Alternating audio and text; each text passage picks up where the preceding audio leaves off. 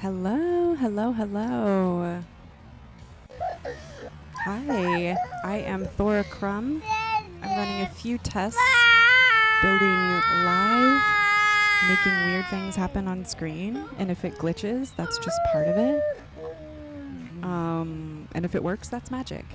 Either way, welcome to the process. I've got my setup running smooth today. So we're gonna ease in, no rush.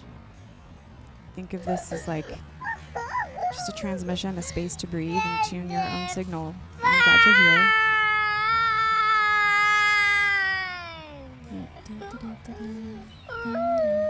I've also got a playlist that I'm gonna drop in. Let's drop in the comments.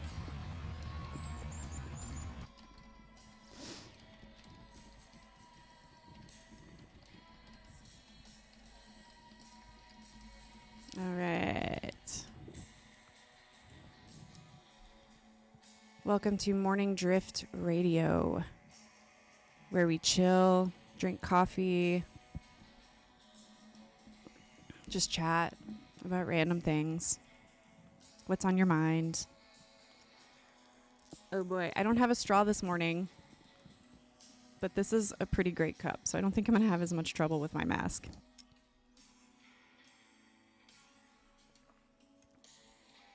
It is a beautiful day where I am. I hope you're seeing sunshine and a beautiful sky wherever you are. We don't really have any viewers, and I'm actually fine with that.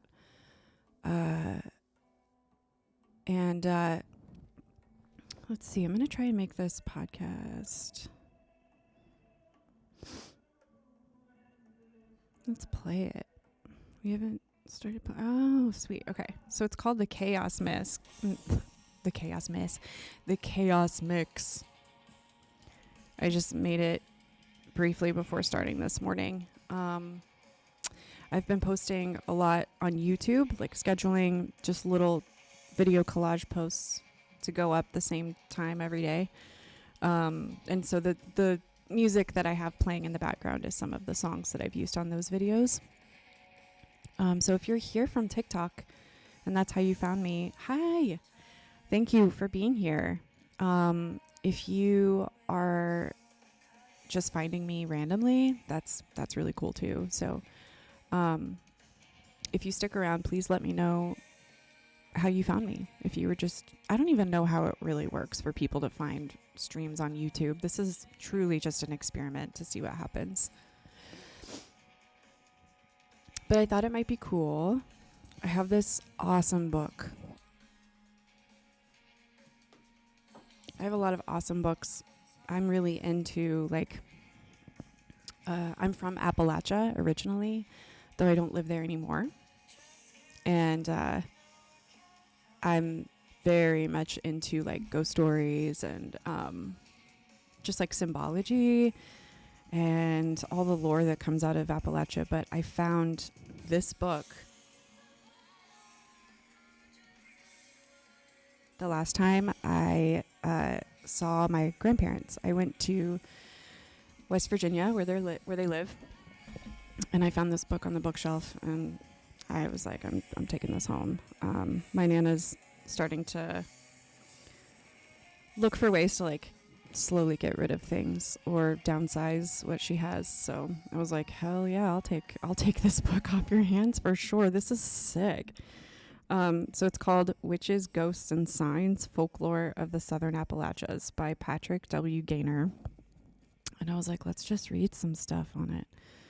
On the inside cover, it's talking about how this book is a distillation of the varied material that he collected over the last 50 years. Dang. I hadn't read that. I didn't know that. But yeah.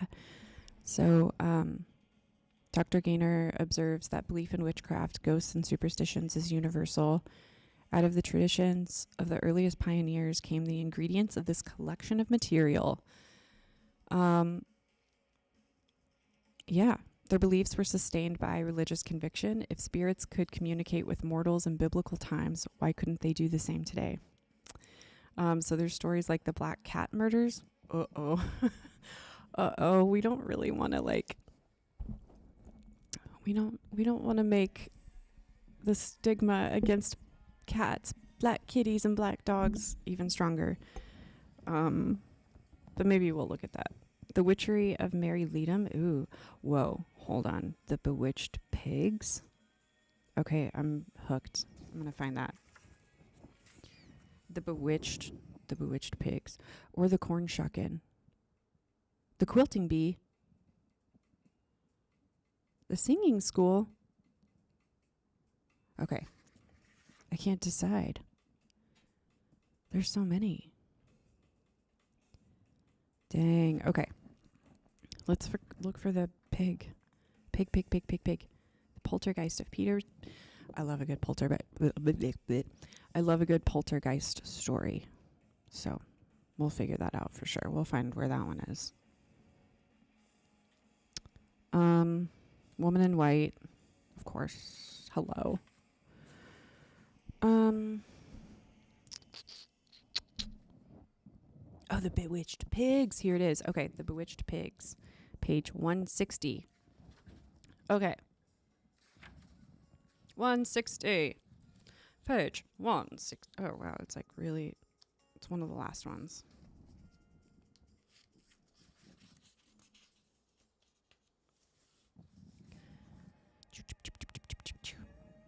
Ooh, baby, we got some disco.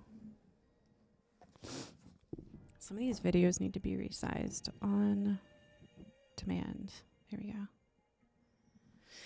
All right, friends. Are we ready for the Bewitched Pigs?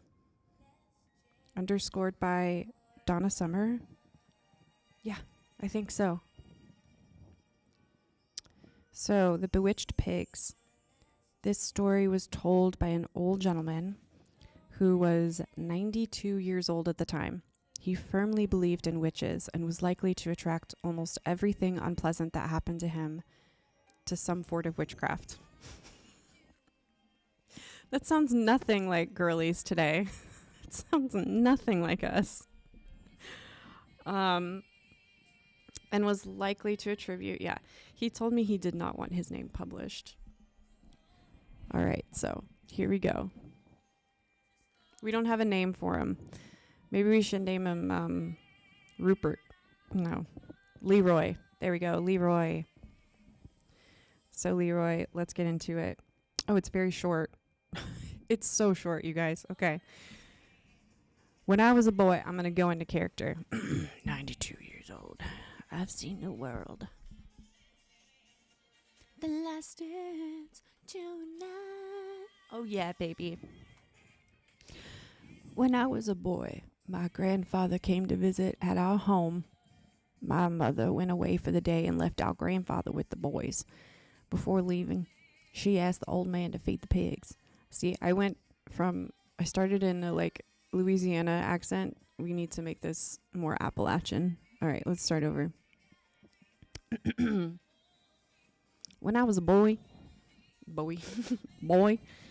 my grandfather came to visit at our home. My mother went away for the day and left our grandfather with the boys. Before leaving, she asked the old man to feed the pigs. Now, the old man was a lazy fellow and didn't want to feed the pigs, but he finally did feed them. When Mother returned home that evening, she found that the pigs had not eaten their morning feed, nor would they eat their evening feed. She decided immediately that the old man had cast a spell on the pigs so they wouldn't eat. Typical. So typical. First thing she did, she went to the pig house and got some bristles from the pigs. Then she took those bristles in the house and burned them in the stove. This was supposed to break the spell. And it did. The pigs immediately ate both their morning and their evening feed. As soon as Mother burned the bristles, the old man left the house and did not return all night. She wasn't too much alarmed because he had often gone visiting at a neighbor's house and stayed all night. In the morning, some neighbors found the old man out in the woods asleep, and they brought him home. On one side of his leg, he had been burned. And that's it. Okay. Interesting. That's our first story, y'all. What do you think? Yeah, wow. The story really had it all, didn't it?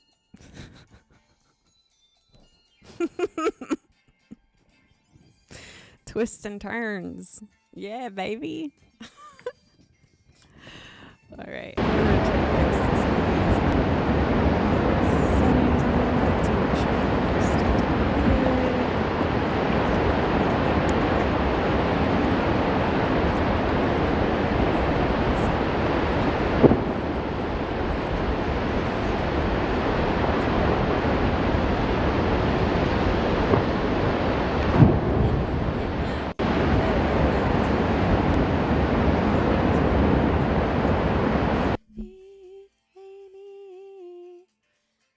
Your kiss. I love that. God bless disco, right? It's so good. We all need more disco in our lives. Without a freaking doubt. Not one doubt. Your love comes in showers. The Pure Disco compilation when I was younger was such a go-to for me. I grew up in like different households. I would bounce from my mom's house to my dad's house. They lived about like 2.5 hours away from each other. Probably when I was like starting around maybe 4th or 5th grade. So during that time, I was in the car a lot, being sort of like passed around like a parcel, like a cute little baby parcel in a little package. But I got used to road trips, and music was a big part of those. Specifically, my dad, when I was really little, would listen to house music at like the loudest volume you can imagine. And no joke. Apparently, the story is that I would just kind of pass out in the passenger seat.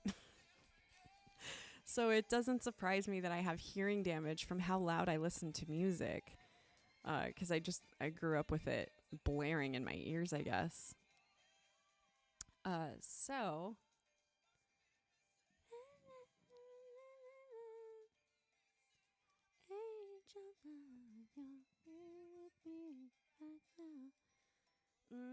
sorry, this is not a singing stream, I promise.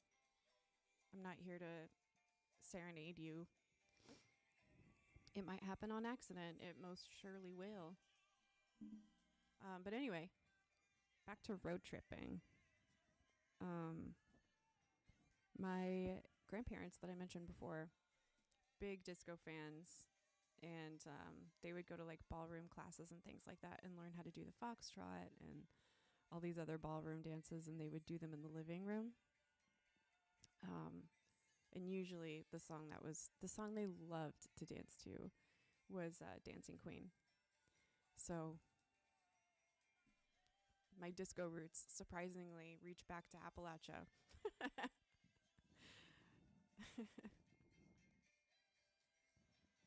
It's so funny to think about them, like, because they lived their whole lives out. Basically, they were a Navy family for a large portion when my dad and my uncles were growing up.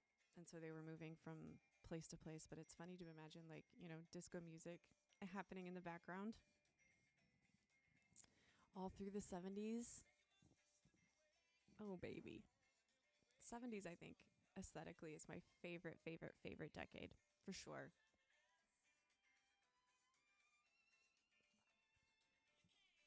I'm pretty sure what the, like, sports jacket I'm wearing is very 70s. I'm obsessed.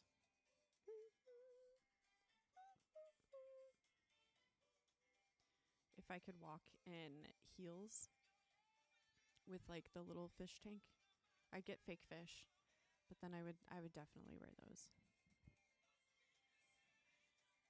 to the grocery store.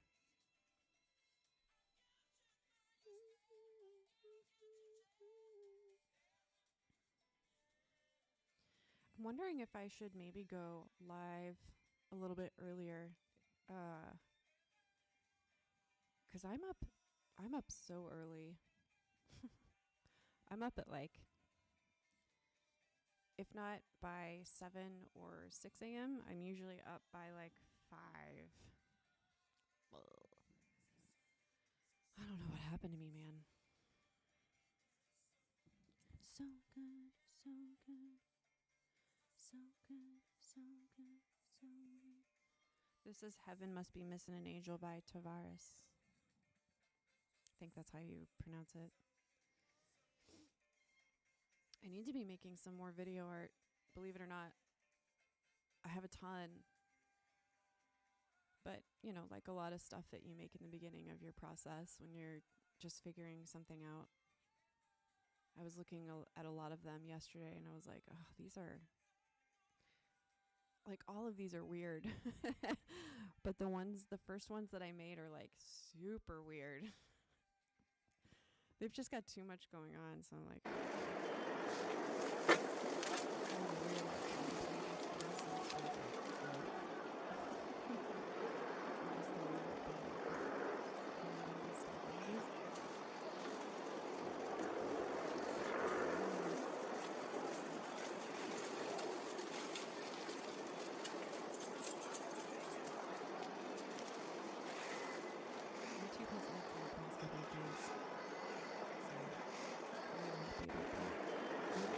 baby, yeah.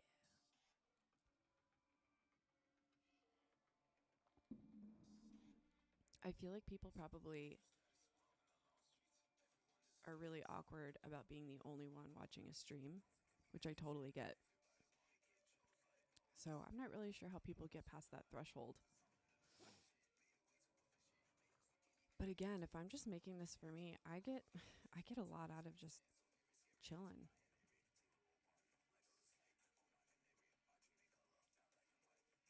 I don't vibe with a lot of people in the city that I live in.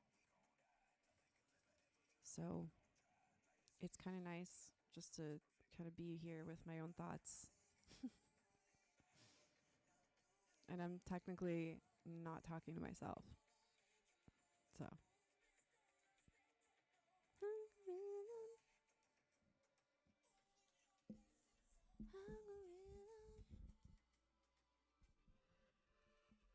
Not sure how much YouTube really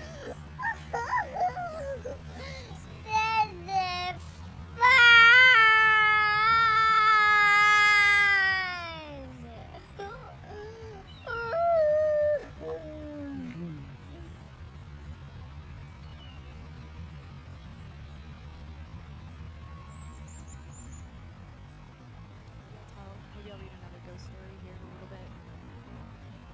For now, I'm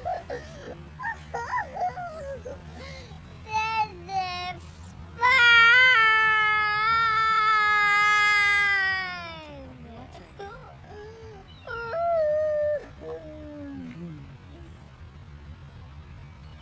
I think once I truly appreciated the background remover tool, it was like game over.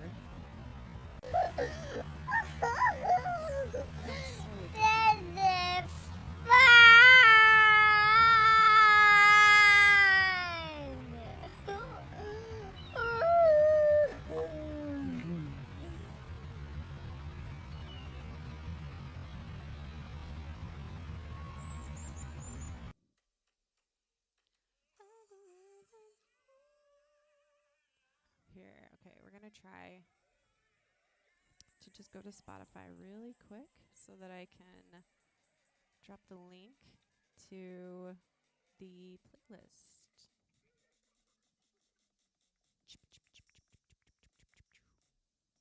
Doobie doobie doop boop boop. No. It's asking if I want to share the one song. Why would I want to do that? I want to share this mix with you. There we go. Copy link to playlist, baby. Here we go.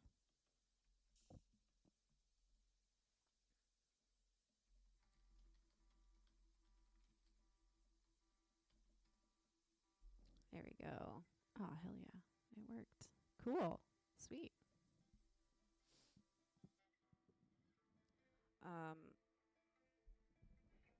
Oh, that's right. I can do a jam. I'll do a jam next time.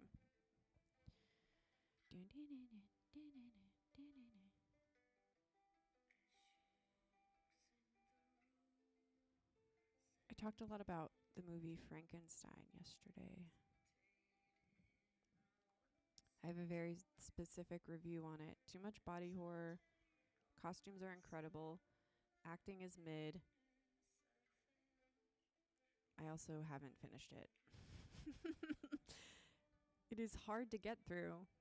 There's a lot of things that are hard for me to sit through. Yeah. But I've been getting very brave when it comes to watching, like, I've been watching scary video game playthroughs. Never did I ever think that I would be a fan of watching video game streams. Never, ever. Um, and I just lost my train of thought. Let me get it back. But I'm gonna also take a little drink of coffee. I'm still on iced coffee. That might help you place where I am. I'm in a southern part of the United States and we're still drinking iced coffee. That's right. In the middle of November. Bananas. Bananas. What is Beethoven's favorite fruit? Banana. Yeah, that's right. That's right. This note is so good.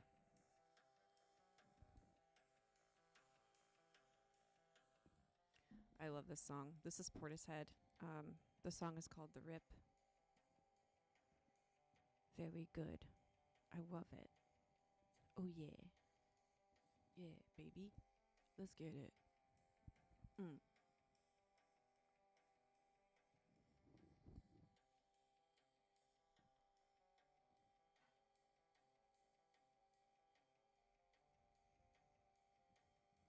I'll make a jam so that people can add to it. I think that would be fun. Doesn't mean that I'm going to play it, but on air necessarily, but I would love to collaborate with people.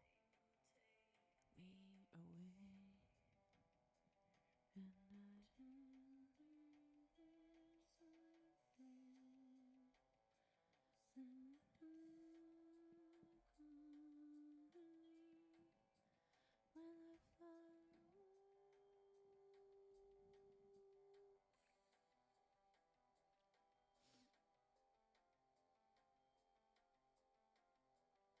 my goal is actually not to be solely on YouTube. I would like to stream on TikTok because I know it's way easier to find like-minded people to jam with.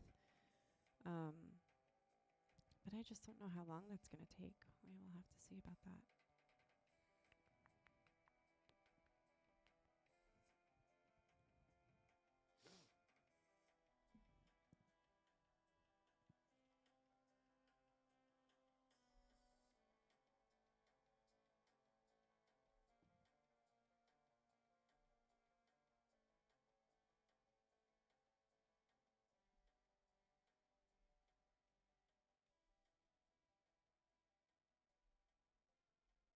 It's getting quiet. Very, very quiet. How was everybody's Halloween? That's what trips me out, honestly. Oh, yes.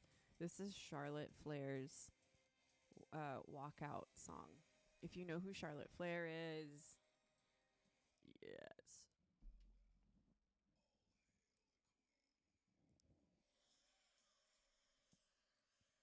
Ric Flair, the wrestler, is Charlotte Flair's father. Charlotte Flair, she's been in the WWE for a while, I think. Let me check let me fact check that.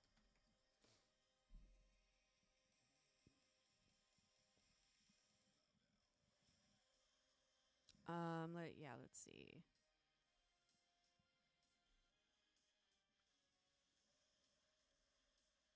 Oh no.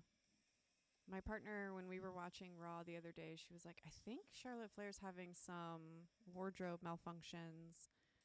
And sure enough, there's a headline. It's like, Charlotte Flair makes cheeky joke after a series of wardrobe malfunctions. But I'm the one to notice those things. And I don't feel like I really noticed them. All right. We're just going to do a little wiki search real quick. Oh, 93? She made her first appearance in professional wrestling alongside her father in 93. Oh, okay. So in 2012, she began training and then debuted in the NXT the following year. Okay, cool. So yeah, she's had about a little over a 10-year run. Ooh, my puppy dogs are outside. My puppy dogs. They are sitting on the back porch and they want to come inside, so I will be right back. I guess I'll let them inside since they live here. But I'm taking my little bite mushrooms muffins with me.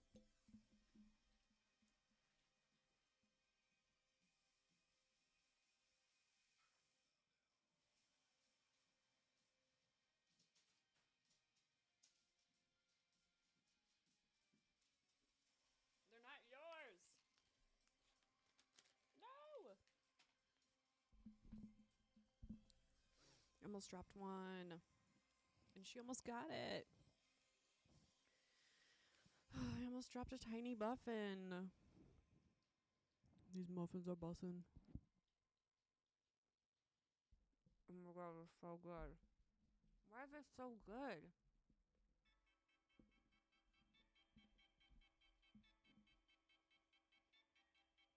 Because they're made of crap.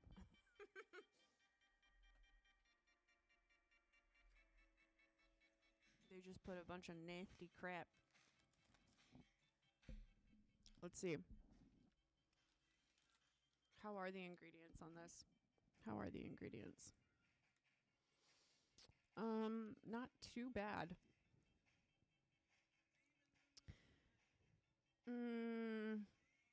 It starts out okay. It starts out with like sugar. Well, that is the first ingredient, so that's not great. Bleached wheat flour. Okay, no, never mind.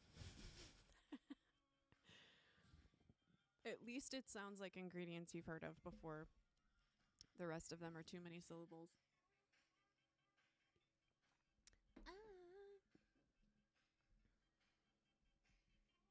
There's also a band that I haven't looked too much into, but what I'm listening to right now, they're called Young Fathers.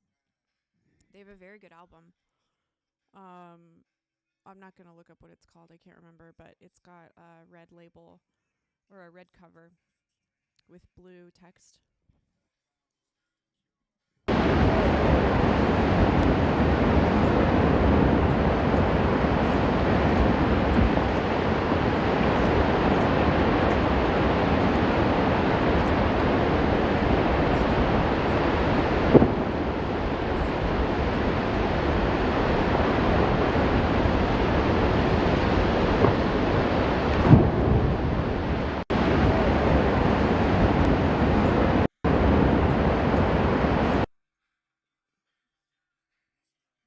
Still getting used to the latency thing.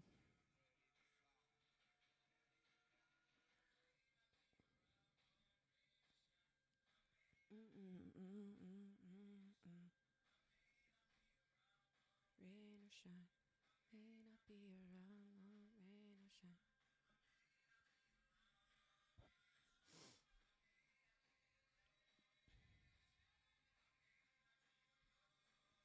Ooh, I'm making new video collages like I mentioned. And there's some cool footage that I haven't used before. I think that's also what I really love about this is that even though you're limited by what you can search, You would be so shocked. I mean, there's some really fascinating stock footage out there and like really, really well made. And it just keeps getting like, you know, the archive of stock footage just keeps getting bigger and bigger. So it's cool to layer things together.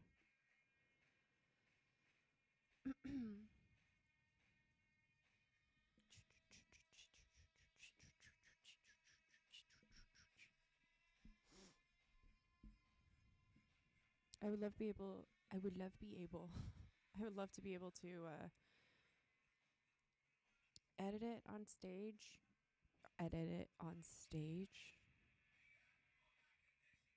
Let me take a sip of coffee and then try that sentence. Those couple sentences over again. That was rough.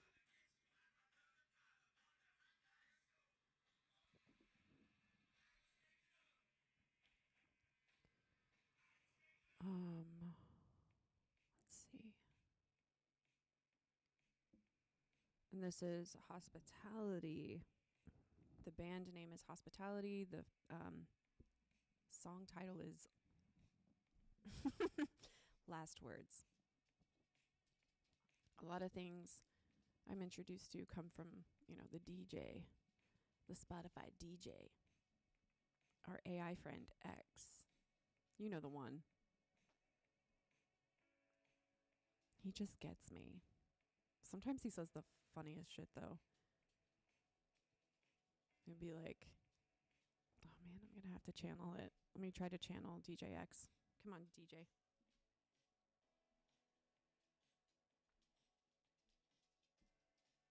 The Kinks really know how to play that song. Something like that. You'd be like, whoa, yeah, I guess so. He always hypes up your music in a way that you want no one to do. The way that you didn't ask for.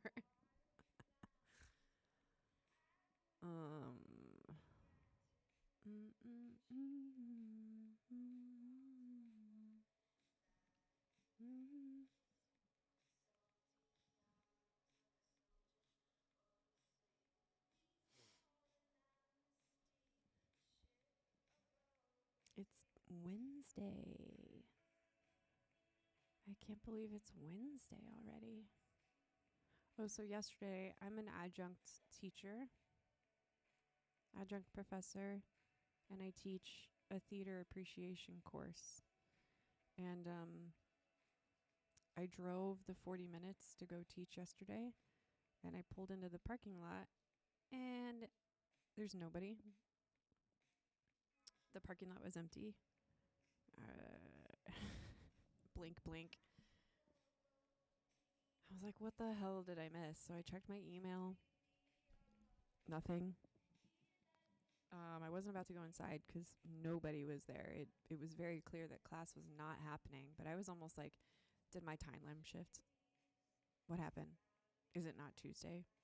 I really thought it was me. And then finally I realized, I was like, oh shit, yeah, it's Veterans Day. And I'm not used to getting the day off for some of those government holidays. So I also don't remember getting it off last year at that time. I think we still had class, so I'm not really sure if President Trump had something to do with that. Who knows?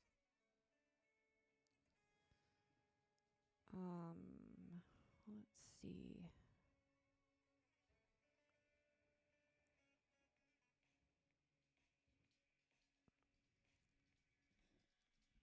I hear noise outside. My neighbors are making noise. It was trash day yesterday, so I imagine we're pulling our cans back in.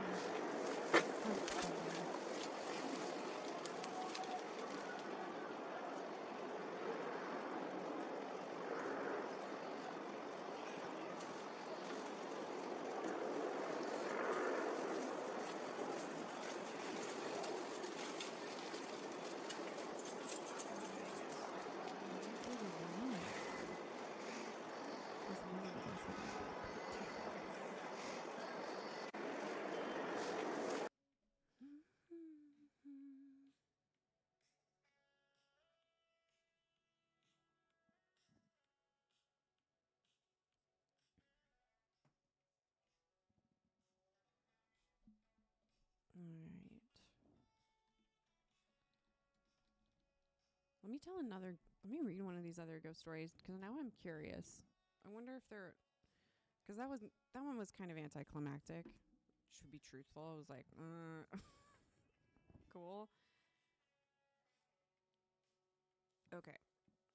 Let's read about Mrs. Green, the ghost of Mrs. Green. All right, here we go. Let's get some vibes going.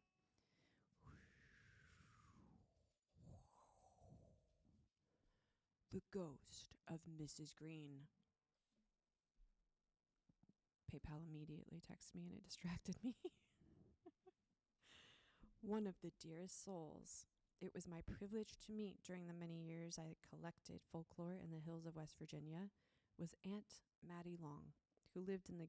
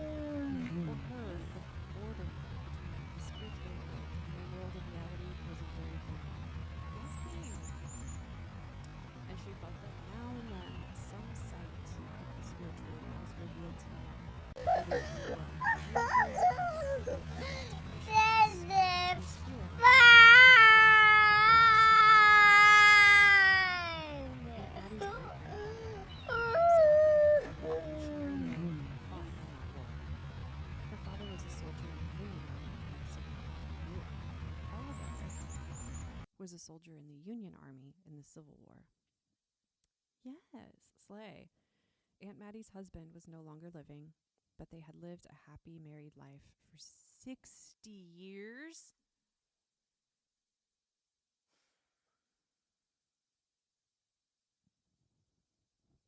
Auntie Mattie. 60 years? That's wild. All right, let's get into it. That's not even the story, but that's amazing. My uncle used to tell me about, okay, so this is her. Nope, we have to get in. Okay, how old is she? 82. Well, my uncle used to tell me about a woman named Mrs. Green on a place on Steer Creek. She had several children, but she was never married. And late one night, she and her children were all asleep when someone came in the house and killed her. Oh my God. Oh my gosh. Oh God. The children hadn't heard a thing in the night, and they didn't know anything happened till the next morning when they found their mother unalived. It's the M word. It's not unalived. Well, some people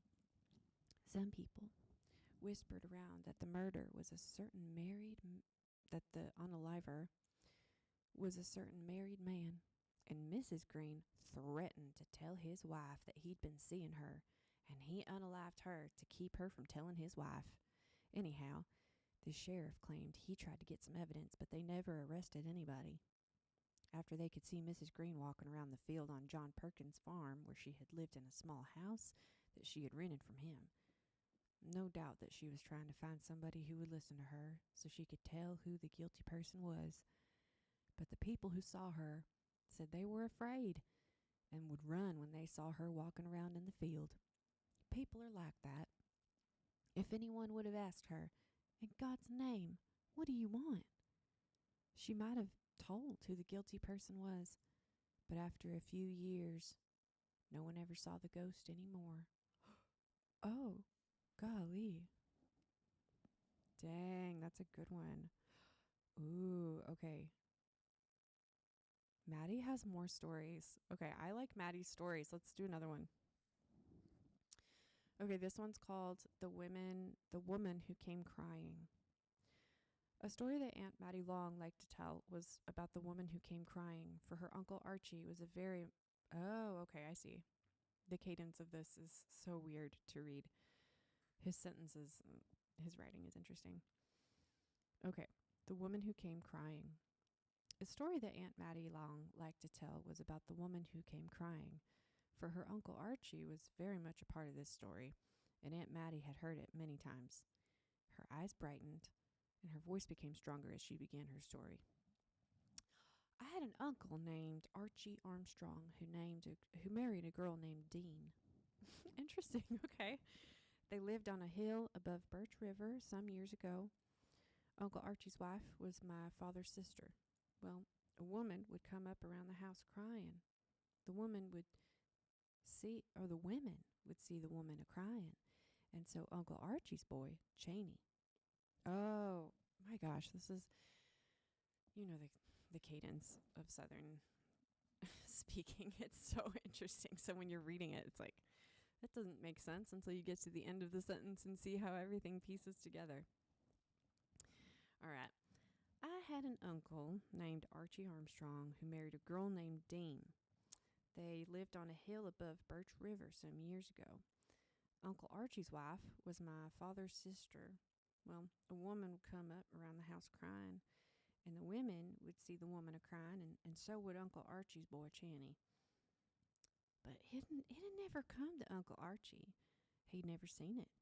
One day the baby got sick, and they wanted an onion to make a poultice to put on it, as you do.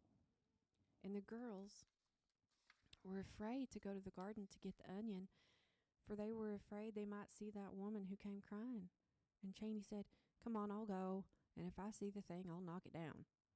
And he went out with the girls to get the onion, and here came that thing right up in their face, that woman who was crying. The girls got scared and broke to run, and one of them got in the house, and the other one got in the porch and fainted. This is like a slapstick comedy in my head. And Chaney stood there. Chaney. Good old Chaney. These stories are great. And Chaney stood there and fought that thing till he got clear back to the house. But he said he couldn't hit anything. He said it was right there, crying and making a noise. But he said there wasn't a thing there when he tried to strike his fist. It's so fucking funny. So freaking funny. Meow, meow, meow. One night after that, some of them went out on the porch, and this woman came up there crying up next to the porch, and they called, "Now, Archie, come out here and see it. It's right here in the yard." So when he got up and went out to the porch, and there it was, that woman standing there a-crying. He watched that a little bit, turned right around and went back to that house and fell across the bed. They never got him out of that bed that night. Oh my. What? The next morning he got up and began tearing his house down? Sir. And he tore his house down and moved it down onto Birch River. And I guess that's the story of how that house moved. That's wild to see a ghost and then be like, I'm done with my house. That's it. I got to destroy it. Wild. Wild. Okay. We have time for one more Aunt Maddie's story, which I'm hooked, y'all. These are sick. All right. The Passing Soul.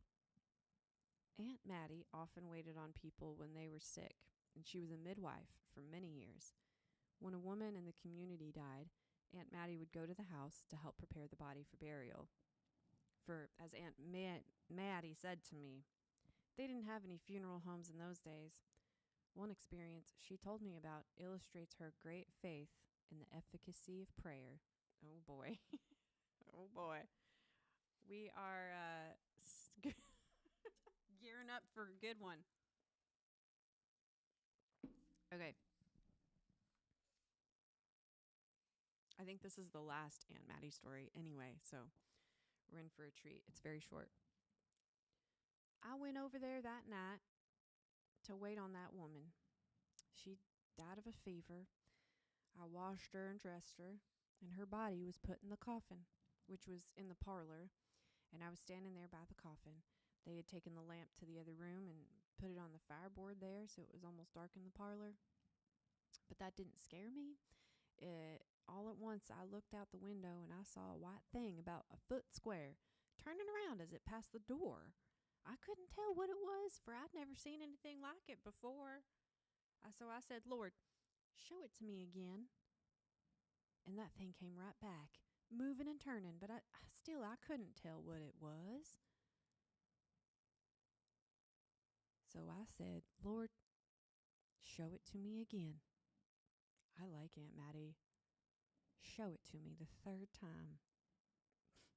And it came back again, just like the Lord was answering me.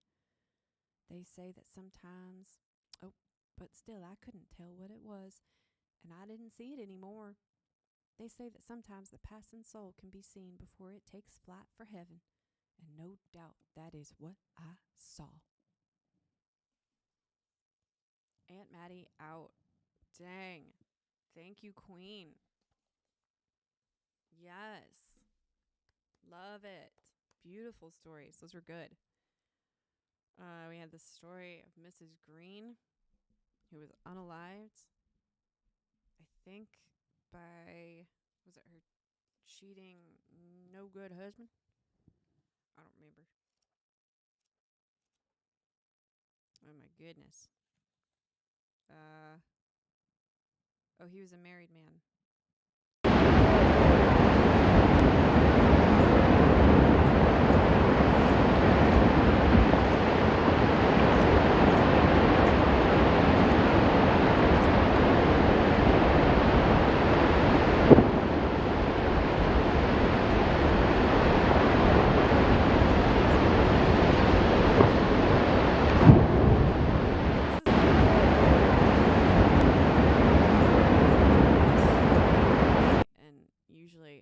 My morning, like, bunny energy, my battery starts to peter out around now. So we have about 8 minutes or so, but I might go ahead and end it. I really appreciate you jumping in, popping in, watching some of this. I thank I thank the spirit world for being here with me today, providing these ghost stories. Appreciate it. Thank you, Aunt Maddie Long. And I appreciate the 92-year-old man's story. That was not very exciting. Yeah. So I will be back most likely tomorrow. And hopefully, I don't know. We'll see. We'll see if we have some viewers. I'll try to find some more ghost stories in this book. Or we'll just open a page and start reading, because that's kind of fun too. That's how we found Miss Aunt Maddie Long. But yeah, that's it for me. Thank you, everyone. And don't forget, if you like this content, if you're enjoying yourself, subscribe to this page. Morning Drift Radio is going to be mostly live every weekday at 9 a.m. I might change that to 8 a.m. What else? Surround yourself with light, please. Surround yourself and with light, and also find ways to enjoy yourself, even if you're walking into the unknown. I wish you all the best today. Have a beautiful Wednesday.